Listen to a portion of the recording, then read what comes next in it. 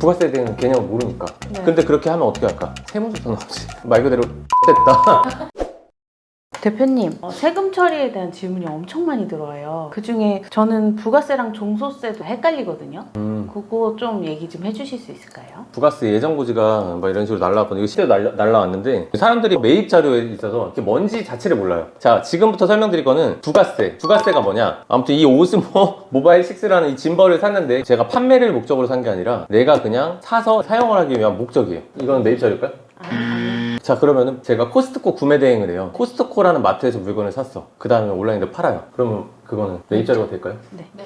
돼요? 가능해요? 맞아요. 여기서 내가 이 오즈모라는 이 회사에서 물건을 샀는데 내가 현금을 주고 샀어. 계산서 발행해주세요 하면 VAT 별도입니다 라는 얘기를 하거든요. 그럼 10만 원이면 보통 얼마를 지불해? 11만 원을 보통 주죠. 그렇죠? 네. 계산서 발행을 받았으니까 매입 자료가 인정이 되는 거예요. 그런 경우 말고 코스트코 같은 경우에는 카드가 되잖아요. 그거는 가서 카드 결제를 했어. 그러면 매입 자료가 인정이 돼? 사용 내역이 있어서. 맞아요. 카드로 사용을 하게 되는 것도 똑같이 매입 자료로 인정이 된다. 그러면 부가세는 얼마를 내냐? 온라인 쇼핑몰을 운영하는 사람들은 우리가 쿠팡에서 팔고 네이버에서 팔고 오픈마켓 플랫폼에서 판매를 하잖아요. 거기서 판매를 하는 거는 매출이 누락이 될 수가 없어요. 고객들이 거기서 물건을 샀잖아. 그럼 네이버에서 국세청에다 신고를 할 거 아니에요. 그럼 우리는 거기에 대해서 매출이 딱 떴잖아. 그럼 그 매출만큼을 우리는 부가세 신고 때 신고를 해야 되는 거예요. 예를 들면 우리가 모든 오픈마켓을 다 포함해서 총 매출이 10억이라고 가정을 해볼게요. 그럼 10억인데 매입 자료가 9억이야. 그러면은 이제 우리가 부족한 게 얼마야? 1억이죠. 그럼 세금 얼마야? 세금 10%는 1,000만 원을 내는 게 맞아요.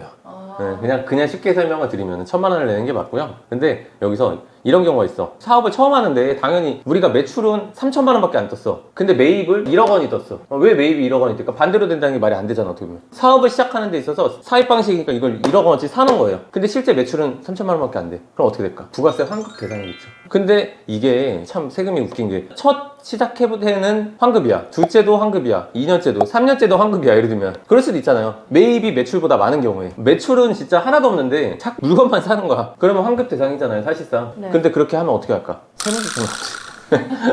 그러니까 주의해야 되는 거는 이제 저도 이제 세무사에다 기장을 맡기거든요. 부가세 신고든 종합소득세 신고든 이 세금 신고를 할 때 이 정도 매출에 이 정도 소득이면 이 정도는 내야 된다. 안 그러면은 위험합니다. 세무조사 나올 수도 있습니다. 얘기를 하거든요. 그래서 맡기는 거예요. 연매출이 막 3억도 안 돼. 굳이 기장을 안 맡겨도 돼요. 직접 신고해도 돼. 저는 그 돈 아끼겠다고 직접 신고했었어요. 참고로. 되게 간단해요. 근데 다만 어느 정도의 매출이 올라가게 되면은 무조건 세무사를 써야 된다라는 거죠. 대표님, 그러면 종합소득세는 어떻게 되는 거예요?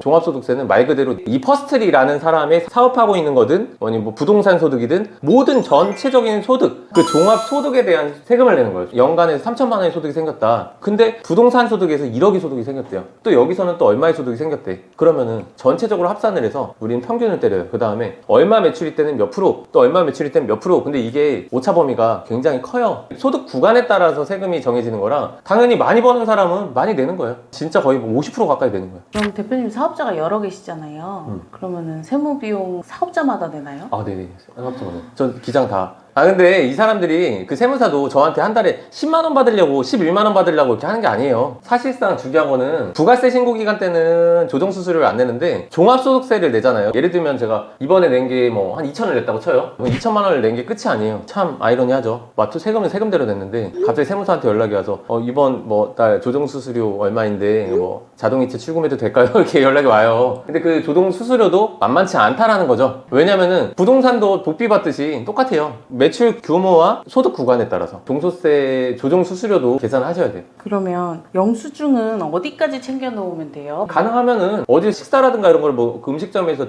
전자로 안 해주잖아. 그렇게 네. 현금 냈다고 전자를 안 해주잖아요. 사업자 지치증빙을 해도 똑같이 마찬가지로 적용이 돼요. 그거를 요즘에는 그렇게 하기 힘드니까 카드로 쓰시라고. 카드로 쓰면 편하잖아. 카드로 쓰게 되면 그 자체가 다 증빙이 되니까. 뭐 예를 들면 직원이 한 명인데 연간 해가지고 우리가 식대로 해서 2천만 원을 썼다. 말이 안 되는 거잖아 사실. 네.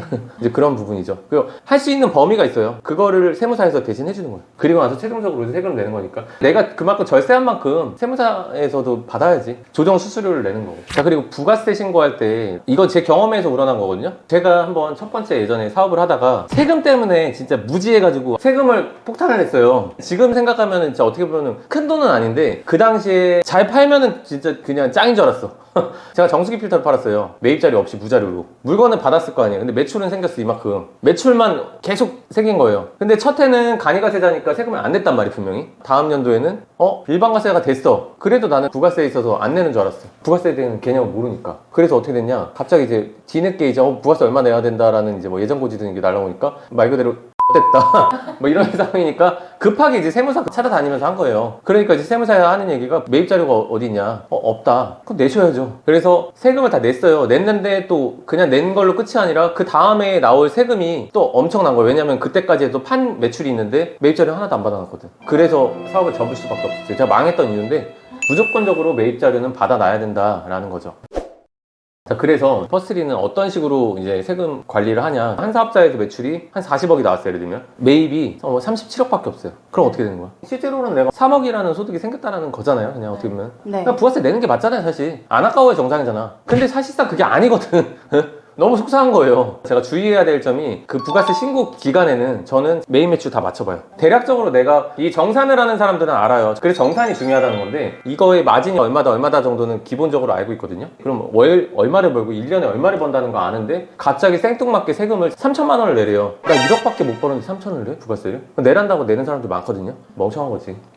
네. 그러니까 그게 왜 멍청하냐면은 매입 누락이 있는지를 몰랐던 거야. 아니면은 하나하나 다 따지고 보면 우리가 왜 기장을 맡기는데, 왜 세무를 맡기는데, 나 대신 관리해주세요 라고 하는 건데 해주는 사람도 정확하진 않다는 거예요. 그 직원 한 명이 우리 거 일만 해주는 게 아니잖아. 그리고 그 사람도 사람이다 보니까 실수가 있어요 중간중간. 근데 그거를 세무사에 대신 찾아주진 않아요. 그러니까 내가 이거 매입 누락이 있는 것 같다 라고 하면은 내가 그거를 어떤 건지 다 일일이 홈택스에서 카드 뒤지거나 뭔가 해야 돼. 그러니까 저는 부가세 신고 기간 때 카드사마다 다 부가세 신고용 그 엑셀 다운로드가 있어요. 그 자료를 받은 다음에 다 취합해서 정리를 해서 일일이 다 내가 매입 자료를 잡아서 줘요. 그럼 마지막으로 좋은 세무사를 고르는 방법이 혹시 있을까요? 세무사는 정말 많아요. 뭐 저렴한 세무사도 있고 가격이 좀 있는 세무사도 있을 거고. 근데 무슨 차이냐, 그 세무사가 대표 세무사가 있고 밑에다가 세무 직원을 막 두겠죠. 근데 그 직원들이 세무사는 아니에요 사실상. 네. 근데 저희 거를 맡아주는 사람은 그 직원들이 한다고. 중요한 건 내가 여기서 하고 싶은 얘기는 담당자가 누구냐가 중요한 거지. 정말 세무에 대해서 잘 아예 전혀 모르고 막 진짜 초짜야, 피곤해져. 막 누락도 있고. 실제로 누락 많이 생겨요. 뭐 매입 누락 많이 생기고. 잡아내는 것도 능력이다 보니까 결국에는 그래요. 뭐든지 간에 책임은 다 나야. 그러니까 무조건적으로 내가 이 세무에 있어서 맡겼다고 해서 안주할 게 아니라 무조건 맡기고 나서 그래도 한 번쯤은 살펴봐야 된다는 거죠. 자, 오늘은 이 세무에 대해서 좀 말씀드렸는데 완벽하진 않아요 사실. 저도 지금 기존에 계속 몰랐던 부분을 알아가는 과정인 거고, 그러다 보니까 정말 정확한 거는 세무사에다 물어보시는 게 가장 맞아요. 근데 하지만 처음부터 세무를 쓸 수는 없잖아요. 세금에 대한 기본 지식부터 일단 계속 생각을 하시다 보면은 점점 이 사업에 있어서 더 안전한 사업을 할 수 있지 않을까라는 생각이 듭니다. 오늘 영상 시청해주셔서 감사합니다. 오늘 영상 마치겠습니다.